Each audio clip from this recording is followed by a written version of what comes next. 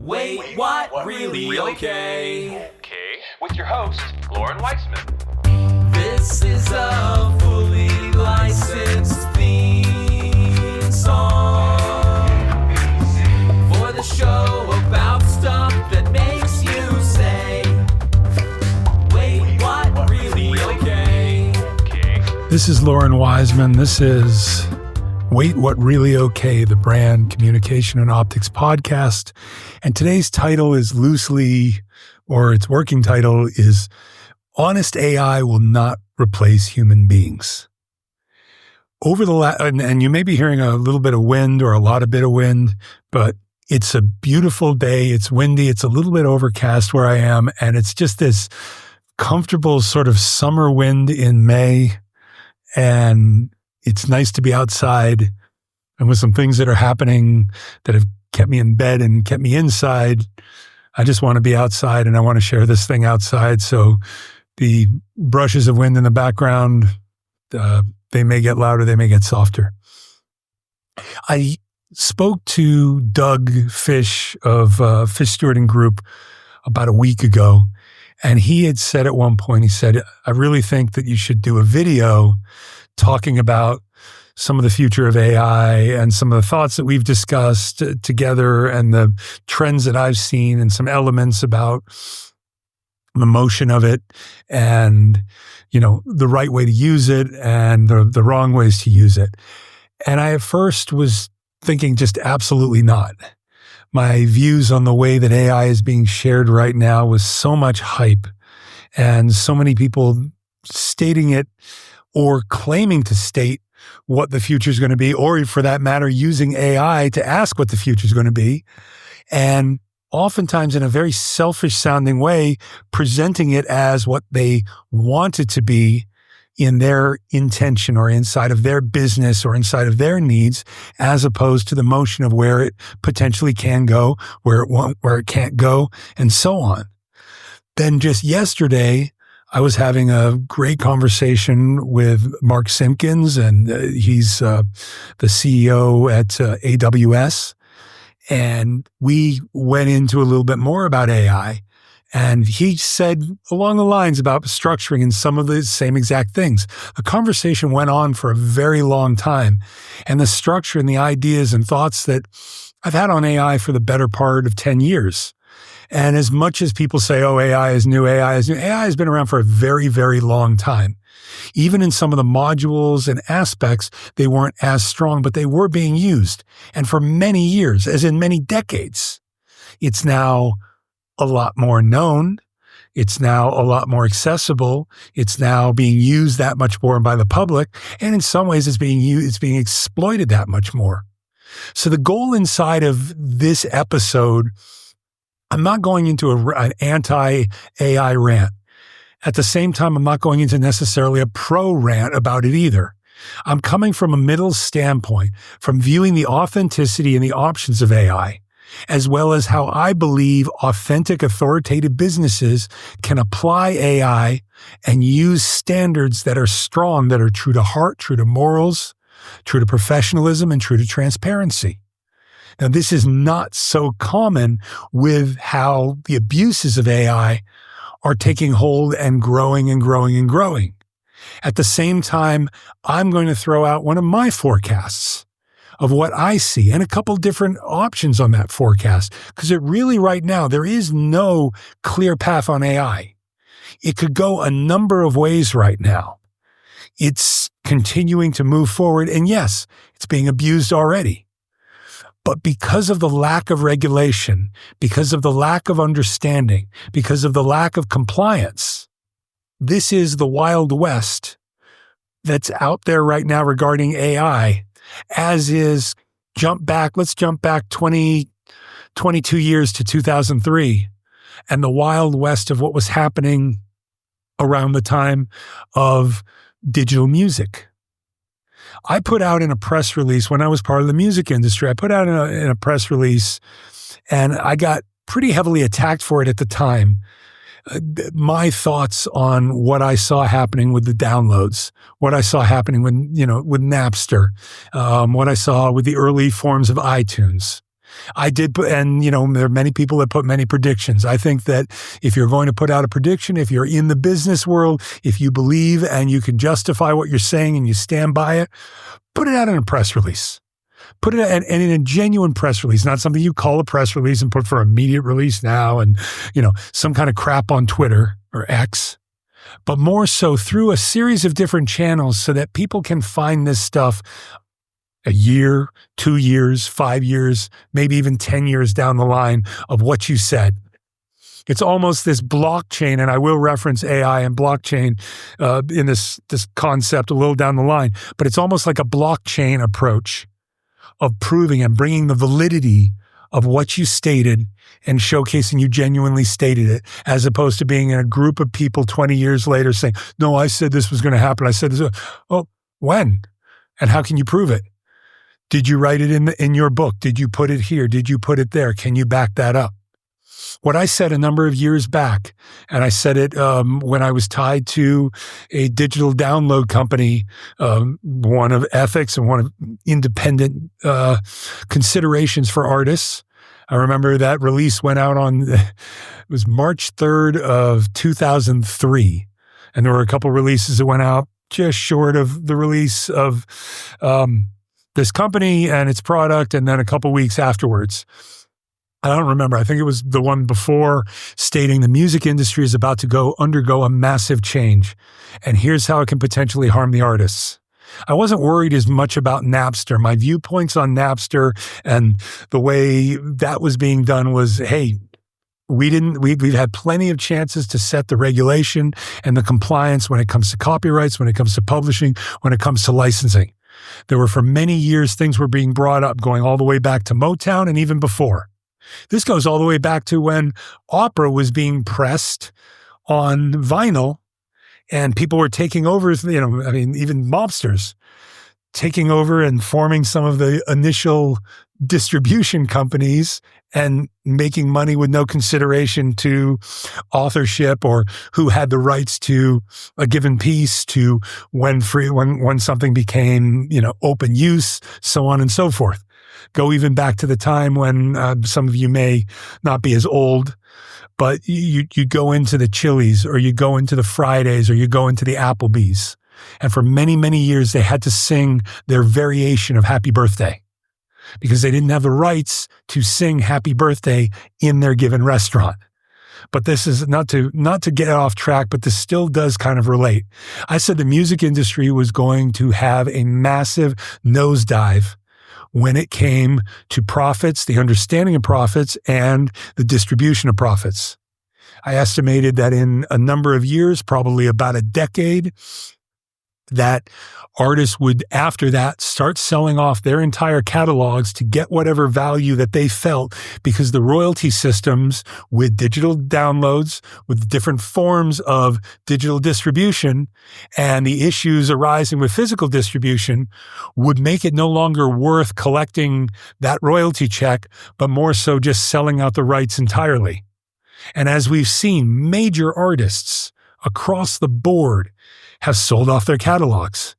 Money has dropped out of the bottom. People that say, oh, I get this for streaming, I get that. Some, yes, they're making it. Others, they aren't. The music industry had an opportunity, and I get that AI goes beyond music. But the music industry, from a national standpoint, from an international standpoint, there was the opportunity to meet, to discuss, to plan, to organize, even before all the digital stuff. As the digital stuff happened, as it went even further. But the lack of accountability, the lack of organization, and the excess of people bitching and moaning and complaining about what was wrong, as opposed to coming together to figure out, how do we make it right, was not being put together. We were not, we as an industry, I'm not part of it anymore. We're sitting here saying, oh, we've got all these great ideas, how to make artists money. And yet no one was coming into stating, where do we set the commissions? Where do we set something where we could start it on a county level, bring it to the state, bring it nationally, bring it internationally? How do we set these standards? How do we set these standards with distributors? How do we police this? How do we discipline this? Small little elements were set up, but still to this day, the music industry has become even a bigger crapshoot. If I was starting, I started in the music industry in 92. If I had to start in the music industry today, I wouldn't have gone into it. I went into the music industry in 1992 as a drummer, seeing the opportunity, seeing in some ways the lack of opportunity, and knowing that as being a drummer, there was work. I don't think I would have gone in as a guitar player. I saw the business side as much as I saw the creative side.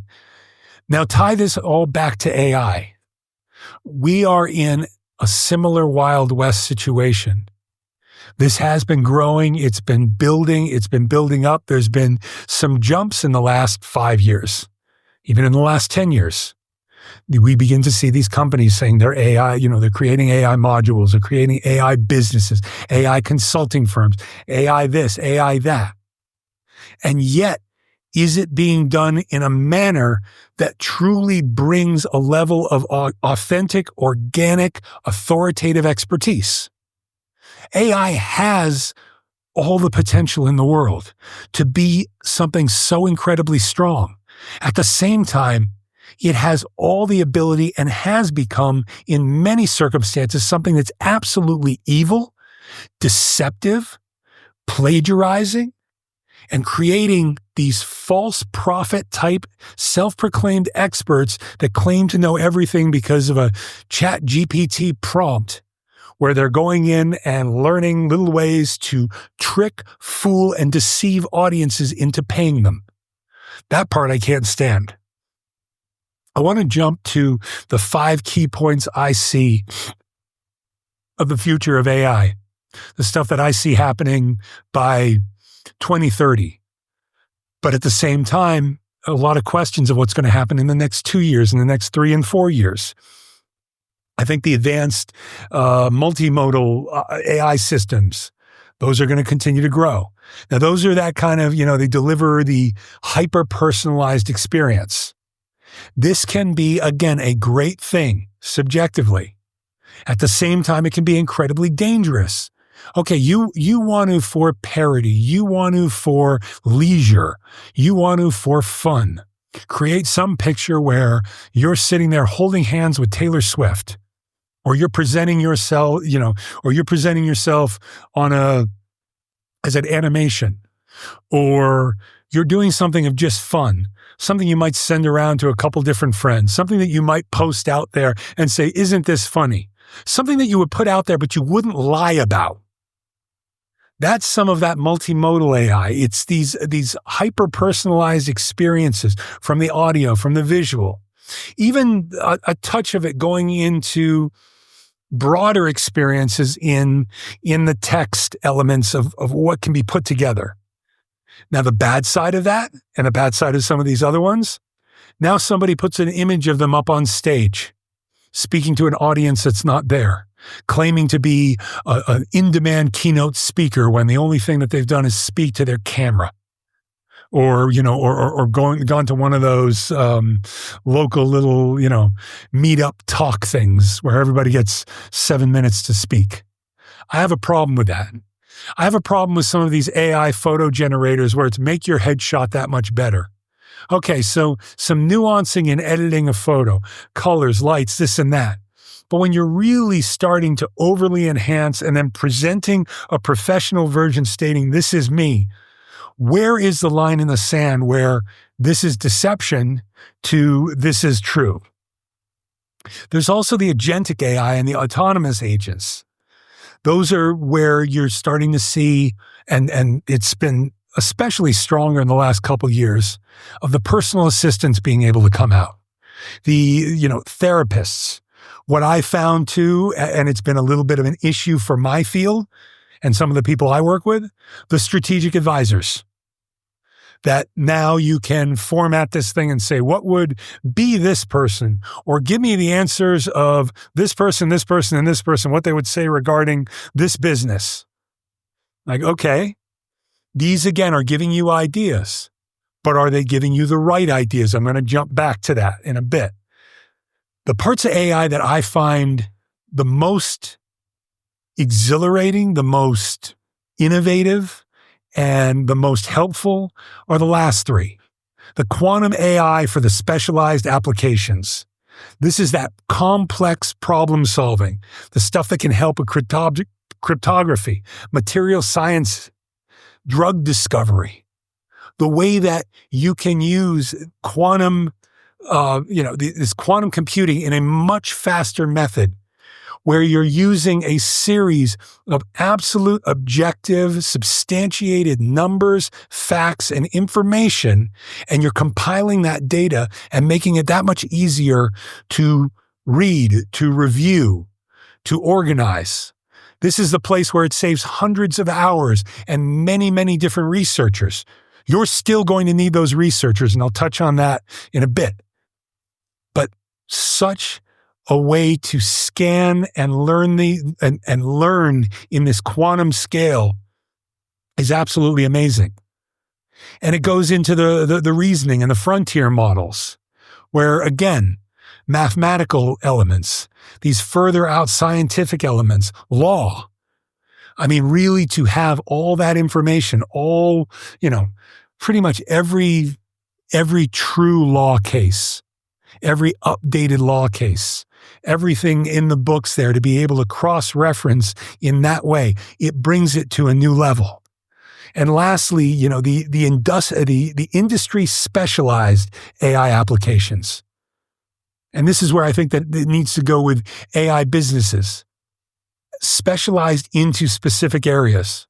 One of the first ones I like the idea of, and that is growing, is fraud detection. And that fraud detection, I think, should be, as this part and module grows, that it's building as much for AI to be able to identify some of the AI characteristics. Was this just a simple prompt? Is this person stealing from here? How is this being done? But also when you go into medical, when you go into finance, when you have these abilities where you could run somebody's information, their entire medical history.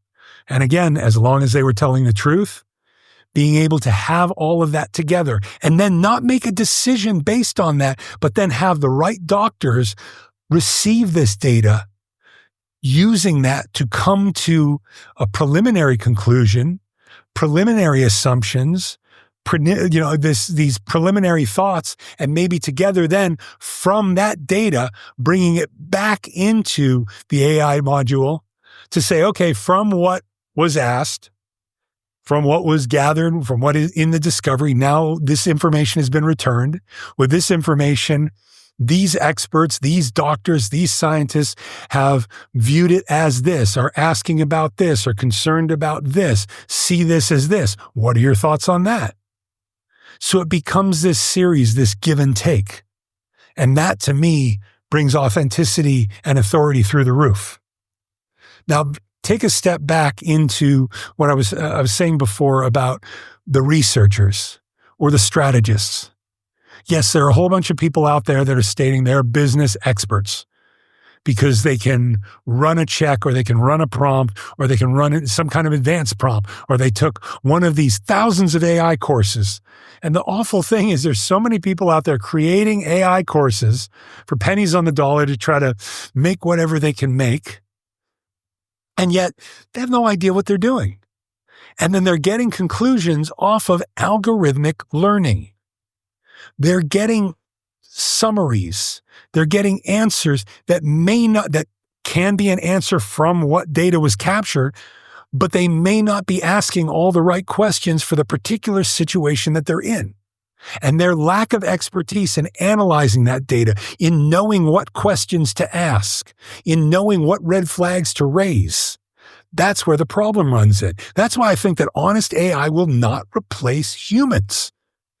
I see it with a formidable, foundational, authoritative business, or even AI business, from anything from strategy to doctors to finance to fraud detection. It still includes having a core group of experts people that have the experience in the given field, that understand communication, that understand compliance, that understand the law. Then you have the outer team, which would be the individualized group. Okay. Say you were working, or let's say for that matter, I was consulting with a team on a business located in, we'll say Las Vegas, Nevada. I'm going to step in as the communication and optics guy, the person looking at the messaging. I'm going to look at some of the comparative, the competitive, the intention of the perception, the psychology, the experiences that I've had in music, in TV, in many businesses around the world. I'm also going to look to people that understand business on a different note, people that understand building, people that understand exit strategies. For this particular thing, I'm going to want to bring in team people that are right inside of Las Vegas. Are they looking investors? I'm going to want the right people to review investments. Now, in that, from a discovery, getting as much information together, and that's something I've been doing for more than 10 years, it's the initial brand messaging and communication discovery. It's a lot of information in the beginning. And in that, from that data, we're able to compile and come up with a plan of action, or an investment plan, or a business plan, or standard operating procedures. Now, in the same way, when it comes to AI, if you're not creating that initial discovery first before entering everything in there, you're cutting corners and you're getting answers that may not apply to your type of business, where your business is located, and many of the parameters of how much money do you have? How much money do you have access to? What aspect of reputation? What comes to land? What ties to real estate? What ties to so many other variables that are oftentimes not thought of? And then you have that single little AI self-proclaimed expert. He doesn't worry about any of that. He's just popping in. I want to build in Vegas. I want to do this. I want to do that. I need this much. Tell me how to do it. Give me a business plan. People are writing business, but people are writing books.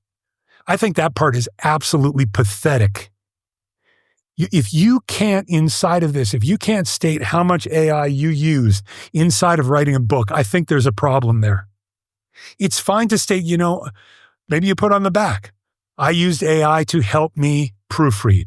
I used AI as a technical editor. I used AI to do this. These are the kind of things. And I believe authentic, true authors putting that out there can help stand out, whether they're choosing to go to a major publisher, a hybrid, or even self-publish.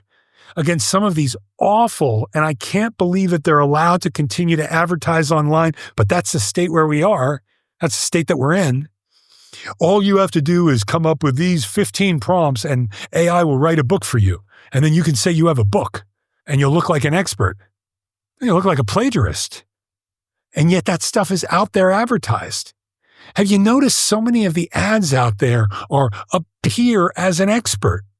Even in some ways, some of these AI fraud companies can realize they can't make you an expert, but they can make you appear as one.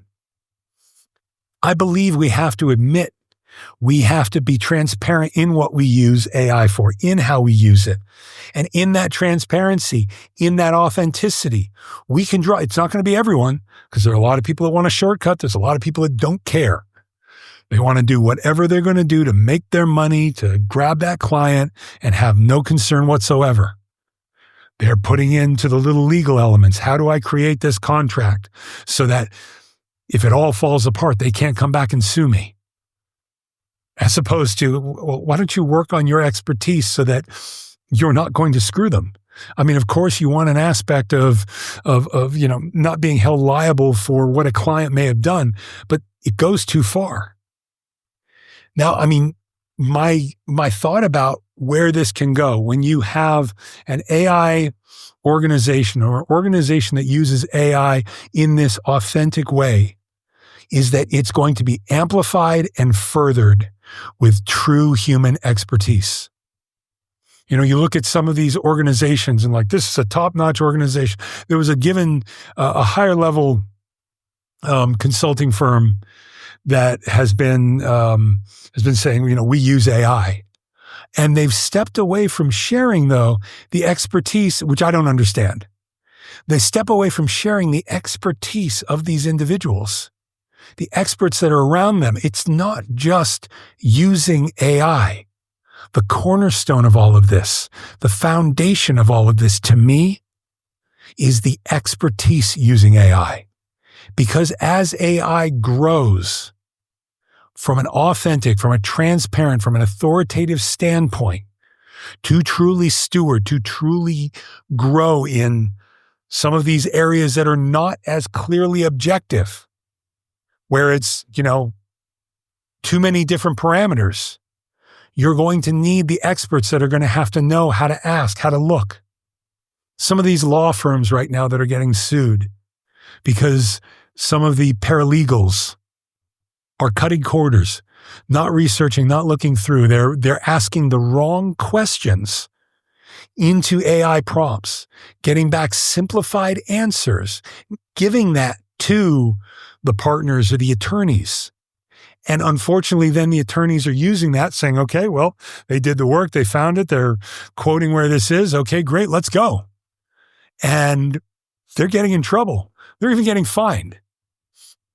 I believe this is a good thing. And it's one of the steps I'd like to see with AI. I'd like to see an accountability. I'd like to see an element of discipline, of fines, and for lack of a better word, policing. Because if that's not in place, then the crazy side of AI just gets crazier. I know that there's no way presently, and even if some of this stuff comes into play, that you're ever going to be able to stop the fraud. The frauds have been there forever. And they're going to pull their games, and they're going to create things, and they're going to screw people over. That's going to continue. But we can set a standard for those that are prepared to look a little bit deeper, for those that care about their businesses, for those that care about their information, to set in place here's how we operate. Here's how we operate with AI. Here's our AI statement of use. This stuff can go up on websites. This stuff can go to companies. This could be an internal thing. Stating back to that paralegal that, they come in, or even a lawyer. If you use this stuff and you have not checked those links, and it's funny because sometimes AI will send you back links, in a given prompt, and it's dead. It's not true. And it's not that AI is trying to fool you, but are you asking the right questions? Are you vetting the materials that you're coming back to see if that's information that can be compiled correctly? Or are you just taking it at face value because it's AI?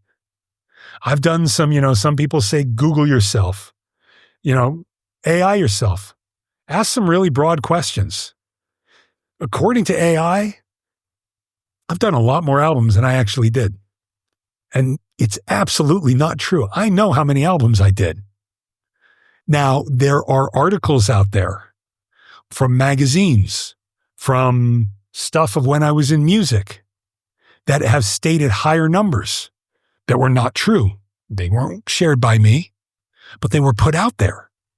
And yet that was where some of the scrape came from. Now, one of these articles, as it came through, boom, it goes up, it's viewed as this, it's compiled here, now it states X. But it's not true. AI doesn't know that. When we compile information, if we're not vetting it, we're not honoring the opportunities of how great this research can be. We've got to test this. I mean, even having peer reviews inside of AI, I don't think is a bad thing. So in that clarity, that to me is stronger. Now, coming back to what was said before, I don't know what can be done about the lying elements. It is frightening. The videos that can be made, the images that can be made, the things that can be said. And in that, it's got to be something where your defense is not coming off defensive. There's a letter I'm putting out. It's on a private matter. And I've thought about it going like, wow, how could that get twisted? How could that get blown around? How could that get messed up? So the letter is going out as, it's an audio letter. It started as an audio. And the audio is being placed in one area and in a file. It's also transcribed on a back page of my website that is not optimized. It's accessible, not like password secured, but you've got to have the right link to find it. And it's also printed out. Having certain elements like this to potentially prove that if someone was to take something proprietary of yours and slightly adjust it and then claim that might be a step that we may need to take. That might be a step in secure documentation and proof down the line. At the same time, with major things that you're putting out there, maybe it's making sure you're putting it out there in major places. Returning to that point, this point being blockchain. I am a big fan of the blockchain, not the cryptocurrency aspect. It's much more so the blockchain. I believe that with information that is not just on one given server or right over here, but it's found and dated and clarified, that it shows up on all these servers and all these different places. And then at the same time with the blockchain security, some have advanced to this, some it's still waiting to, where somebody makes a change and then something is pinged going, no, that's not right. Because here's 30,000 other servers, computers, whatnot, stating X. And it was dated to, June 2nd, 2023. And all of a sudden, something's been put out and it's that exact document, but now it's had some massive changes. And these are wrong changes that, hey, this came a year later. And this has been edited. This has been adjusted. This is off. Here's the original. I think that that's a great level of protection. We're looking at some of these places that are dealing in real estate holdings overseas in certain not as strong countries where people have contracts for land, for homes, for businesses. And you have people that go in and say, okay, we're going to take these things over. We're going to burn down a bank. We're going to burn down a building. We're going to make sure to shred these given contracts because there aren't really copies of them. On the smallest level, internationally, that could be of assistance of going, okay, this goes away. At least it's located elsewhere. But on the largest level, it's not just elsewhere. It's so many different places. How can we begin to use aspects of AI and amplify the authenticity and the authority of an individual, what they wrote, what they found, when they found it, and that being backed up enough so that it's in tens of thousands of places, and then add on to that the security parameters that when somebody puts that up, here's your plagiarism detector or here's your alteration detector. This study was putting out, these third-party studies, and a couple years ago, I was speaking at the Miami, it was a Miami Cannabis Expo. It was for CBD. And I stood up in front of a crowd and I said, the number one problem with this industry right now, it's not the people, it's not the distributors, it's not the sales system, it's not the government. I said, it's you. It's you people that are trying to falsify, trying to hype, and trying to shortcut. These people saying, oh, we have this great third-party tester. And that third-party tester ends up being a lab that they own, that they've just structured under a different business, but accidentally it ties back to their business. These elements where people just shortcut for hype, it doesn't help them. But when we come to this clarity, we come to this vetting, I'd love to see inside of whether it's the quantum modules or getting back to the advanced multimodal and these elements of fraud detection, where things that are coming up, where it's not just the response of the community notes of, well, this is this, and somebody found one other thing to object it, and then all of a sudden they're changing it. I don't want you to find one other thing to object it. It could be subjective. I want you to find 30,000. You find a document that says X. You find a picture that has been altered. That then all of a sudden, this picture on the blockchain, on a number of different websites too, that we have scans going across social media, scans going across our existing search engines, new search engines, showcasing, click down here to see the backed up documentation of what is there. Now, of course, things can change. New things can be learned, but who's making those changes? That's one thing, and that can be an edit. On the other side of it is someone trying to abuse this. Okay, the pill that's hard for some people to swallow and kind of coming around the last couple laps here is the policing. I've talked to a lot of people inside of AI or that are interested in AI, and they're like, I don't want the policing. I don't want the government policing. I don't want people, saying this. I don't think somebody should be fined. I think you're wrong. And here's why I think you're wrong. I think that without that policing, without that accountability, without the liability, without the discipline, it leaves this to be the Wild West, just like it was in music, but on a much bigger scale and affecting many, many more people. I'd like to see on a state level, on a national level, and even on an international level, whether it be some kind of board, commissions, councils, getting something set up in stating, here are the parameters that we're going to look toward. And not something that's going to take, 5 years to build. Something of, okay, here is our initial committee. Here is what we're going to grow it into. Here is where we're going to vote into these elements. Here's what we're going to come to agree on when it comes to AI. And then setting certain standards on an international level. And that if there's certain countries that don't necessarily comply with that, okay, you're using this module, you're using this, you don't know that this is absolutely safe. It's come to a time that if we're not taking that step to have some kind of discipline, to have some kind of, for that matter, punishment for doing wrong, then they're just going to keep taking advantage. And the people that are doing right, I believe, should be rewarded. Here's this. Here's their AI statement of use. Here's how they're doing that. Here's how they're backing up. Here's how they're walking through what they build, how they build it, how they prompt. The experts that look at this. Here's our process. Here are the experts that look at the data with expert eyes and have the expertise to go back and revamp the prompt or use that information in the best way for whatever given industry. That to me becomes so much stronger. That's your AI, to me, that's your AI ethical business. It's building businesses with the right people and the right teams for the best data. And the only way that you're going to get the optimal effect of AI as it continues to grow into these new modules, into this expanded element, are going to be by having those people that know how to ask the right questions. And not just taking these AI things of, take my 90-day AI course. You're going to learn all these different prompts and all these words to use and all these things not to. And here's how you apply it. And then you can launch your business in 90 days and you're up and running. No.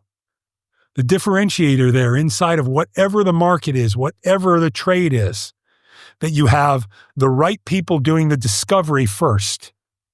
That it's AI-based research that still can also be mixed and vetted with actual research too, that sets for a discovery, that gets the baseline information about a new thing, reestablishing an old one, whatever. From all that data then to be able to say, okay, what are you trying to do? What are you trying to accomplish? Where do you take this from, to this next step? And from the data that comes back, going to the the experts again, that run through that data, that strategically look at that. These supposed strategic consultants, they're popularized answers that don't always relate.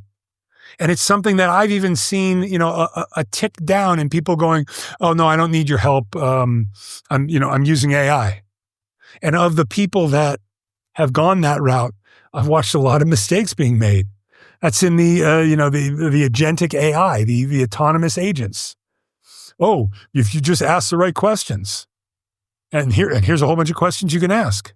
Yes, but you don't know or have the experience that I have to ask the questions, to ask a wide array of here. Oh, and you can even ask in there. You can ask for someone like me, someone like another expert that you like, some larger scale name. But what do you find? Are you only getting some major popular answer that doesn't relate to you? Okay, it's a high level answer. It's been found in a couple different places under a couple different examples, but still its popularity response over authority response, it's an impersonalized response. So I know I've kind of gone a little bit all around the map here when it comes to AI. To summarize it up a little bit as best I can, to me, the most effective business model and some of the most effective businesses for AI are still going to, at the root of them, have to have experts. And for these people that are doing their little 90-day AI courses and prompting off of what they think and not having the humility or the understanding that they may not be getting the type of data that they might get the base data and they might get popular data, but it might not be personalized or applicable or really, for that matter, professional data that applies to whoever they got to hire them. That if you're going to start some kind of AI business like this, and even if you want to start one of these, that you're bringing in the experts to review this, that you're looking at the questions, that you're taking every experience inside of AI and not trying to put it into a template, simplified system. The exciting part about AI to me is that it will continue to grow to collect data and information. How that data is collected and that information is formatted is crucial. And the laws and the regulations that step in, that's even more crucial to ensure that something is designated as, okay, this is an opinion. This is a fact. Here's where it's backed up here. Here's where it's backed up there. The elements of, getting into the fraud detection, the elements of these blockchain-like elements of stating this is found in this many places. This was adjusted. This was adapted. For someone to put out certain stuff that it has to tie back to them. And then lastly, to the individual's responsibility or the company's responsibility to state, this is how I use AI and this is how I don't use AI. This is where I apply things. This is where I don't apply things. This is where I set the standard. I believe that should be laid out. So even regardless, if you're parody, if you're just doing it for fun, that it's clearly stating there. And some of these AI, the graphic things, these modules where it's clearly stating, okay, you threw a couple words, the music ones, you threw a couple words in and and a song was created off of a couple words and a couple chords. Are you really going around saying, I wrote this for you? Or can you be a little bit more honest and say, I used this thing and it helped me create this for you together? In our honesty, in our authority, in our integrity, in our transparency, AI has an opportunity to be something so amazing, just as it has the opportunity to be something so incredibly dangerous. And while AI, to a certain extent, and these personal assistants and strategists and whatnot, these fake things that are just compiling off of different information can be dangerous, I still believe the honest use of AI will not replace the human beings. And that we may end up seeing in these next couple of years, in this surge right now of people claiming to know things they don't know, is businesses that end up falling apart because of bad decisions made based on bad information or partial information or incomplete information or information that was not vetted and checked by experts. If we take AI to these next levels with ethics, with transparency, with regulation and policing, I believe we can get amazing things from it. Amazing new businesses, things that can be formed faster, quicker, more affordably, and also correctly. But in that, it might not be and in the affordability, it might not be as cheap because it might still take more than one guy, plugging away prompts at his computer. I know this is a little bit of a ramble and a rant, but I think this is an important thing. I think this is going to be a topic that is going to be on minds for the next number of years to come. I think that it's important that we begin to take these steps to get these committees into play, to figure out, who's going to set the regulations, that it's not another situation where it just let whatever's going to happen. because it's already dangerous. It's already impacting people. We can do better as this new and better technology continues to grow. And if we do better, if we do honorably, and if we treat this in love, in honesty, and transparency, I believe AI can be something so much greater, so much bigger, but still stand in a foundation of truth and authority. This is Loren Weisman. This was a long one, a bit of a rant. That's all I got.